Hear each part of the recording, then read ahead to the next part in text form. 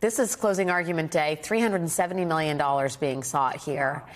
Yeah, wow. I mean, it was a big number initially when it was 250. I think that number went up. Can you sort of, for folks who are trying to understand, like the layman's terms, how the Attorney General got to the number $370 million? Right, and let's back it up a little bit because I think it's important. Many people probably know, some people may not, that there was a summary judgment in this case, which means that there's already been a finding of fraud. Donald Trump is not looking at coming out at the end of this with it, it going down to 10 or 20 million and there be a finding that he is in fact not liable. He has been found liable on the most serious count in this case. And the number is 370 million. And I'll break it down for you. I've brought a breakdown.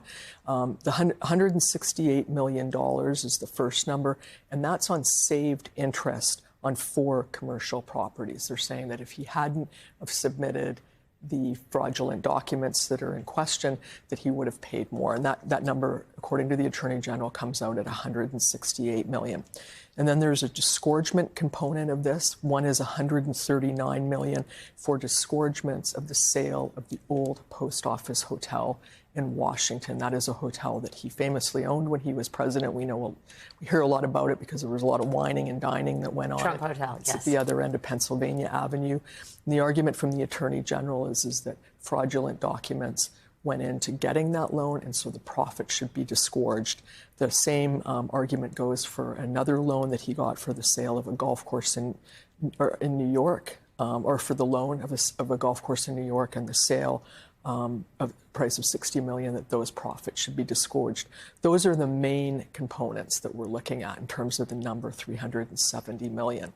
So now the next question is, continuing it is, what is this really going to come at? I mean, I've covered a lot of trials, and you hear a big number comes in, and then a lot of times it's in class action lawsuits, and then it gets whittled down to a pretty small number.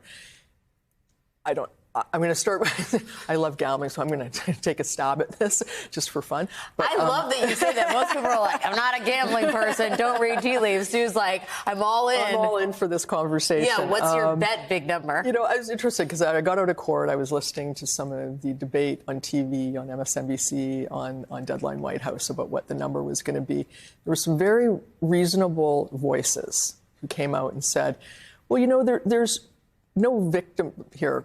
The banks are, but they're not sympathetic. Well, and the money's not going to the banks. No, it's going to the state. It's going to go to the state. It's going to go to the taxpayers. It's going to go into general services in New York, into the fund. And so that was one thing, is that it's not like there's no real victim that we can feel sorry for here, and that the number might come down. And in fact, it might come down. But I have to say, I've thought a lot about this, and I was sitting in court. And we were just leaving, everything was wrapping up. And Judge Engoron, right at the end, the Attorney General had wrapped up their arguments. And Judge Engoron had one question. And he looked at the lawyer for the Attorney General and he says, how does this case compare to Bernie Madoff? Ah, wow. And I went, wow. Like, the judge has Bernie Madoff on his mind. And that is the largest Ponzi scheme in history. It happened right after the 2008 financial crisis. It was into the billions. And the answer was, of course, this is smaller, but the behavior... But he's thinking about it. But the fact that he was thinking about that, I have to say, I would think, and he's already come in and not... He's already come in and found the Trumps to be liable. Yes, that he's guilty of fraud. And he has said there's a courtroom full of evidence. I think I'm going to go out there and say I think it's going to come in on the higher end, it's not going to come in closer to the old number. It's going to come in closer to the new number. That's just my feeling. I don't know, but I love that you're saying, when you invoke the specter of Madoff, that is significant. This is the judge that is going to decide that number. So who knows, right? Of course, we're going to know in a couple of weeks. But when I heard that, I thought, wow, that's where his mind is.